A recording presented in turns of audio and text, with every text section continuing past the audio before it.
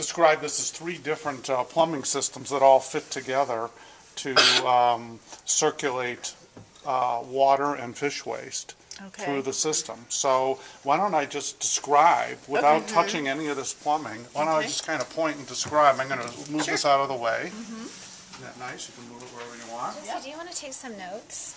And I think that this is pretty well described in the main set of directions. Okay. And in the DVD? Open. Yeah, I have them in my office. Okay. And I'll take you through and tell you what all that stuff is. But let's just start with something, really simple. You're going to put water in here. And you're going to put all those little balls, clay balls called hydrogen, in here. And the plants are going to be living in here. And the fish are going to be living in there. And there are going to be worms living in here as well. And a whole lot, gazillions of bacteria are going to be living in here, and they eat fish waste. The bacteria and the worms eat fish waste. So here's what happens. This thing's filled with water, and there's plants in there. And there's going to be a pump sitting right down here, and it's going to pump water up through a pipe that comes through this opening and leads into an opening in the bottom of this bed. When the pump goes on, water will come up out of the fish tank, travel up through the pipe, and into through this opening in the grow bed. The grow bed will fill with water until it gets close to the top, and then the excess water will flow directly back into the fish tank, and I'll show you how that works when we put it together. The pump will turn on because of a timer, which is included in the system.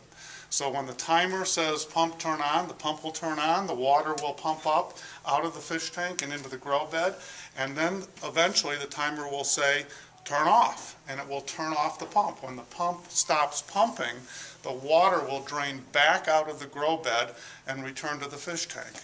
And you're probably going to do that on a 15-minute cycle, so maybe 15 minutes on, 15 off, or 30 off, or 45 off, whatever you decide is best. That might be something that you decide to explore. So when that pump goes on, and these fish have been living in this fish tank, they have fish waste like any living organism, and that fish waste travels up with the water into the grow bed. And there's liquid fish waste and there's solid fish waste. The liquid fish waste is consumed by the bacteria. And the output from the bacteria are a bunch of organic compounds, stuff, that the plants eat. It's fantastic plant food. The worms eat the solid material, and their output is more plant food. So because of the bacteria and the worms, the plants get their food. And the other side of that is, if you were just to have fish in a fish tank with nothing that I just talked about, just the fish and the water, and you fed them, they would die in a few days because they'd be in their own waste. In this system, they live their natural lives.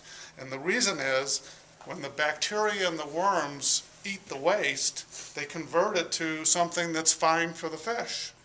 So and because the plants draw up the water, the combination of the worms, the bacteria, and the plants purify the water, and the water comes back pretty clean. And if you think about this, what we've done is put all the elements into the system that you would find in a pond.